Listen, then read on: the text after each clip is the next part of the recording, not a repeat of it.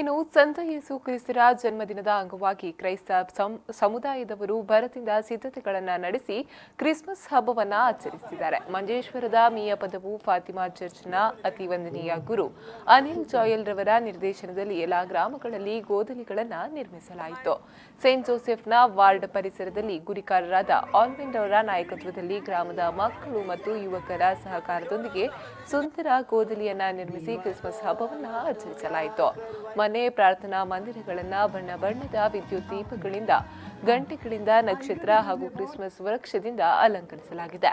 ಮಂಜೇಶ್ವರ, ಉಪ್ಪಳ, ವರ್ಕಡಿ ಸೇರಿದಂತೆ ವಿವಿಧೆಡೆ ಕ್ರಿಸ್ತ ಸಮುದಾಯದವರು ಭಾರಿ ಸಂಭ್ರಮದಿಂದ ಕ್ರಿಸ್ಮಸ್ ಹಬ್ಬವನ್ನು ಆಚರಿಸುತ್ತಿದ್ದಾರೆ. ಇಂದು ಯೇಸು ಸ್ವಾಮಿಗೆ ವಿಶೇಷ ಆರಾಧನೆಯನ್ನ ಸಲ್ಲಿಸಲಾಯಿತು. ಬಳಿಕ ಪ್ರಸಾದ ರೂಪದಲ್ಲಿ ಕೇಕ್ ಅನ್ನ ಹಂಚುವ ಮೂಲಕ ಕ್ರಿಸ್ಮಸ್ ಅನ್ನ ಆಚರಿಸಲಾಯಿತು.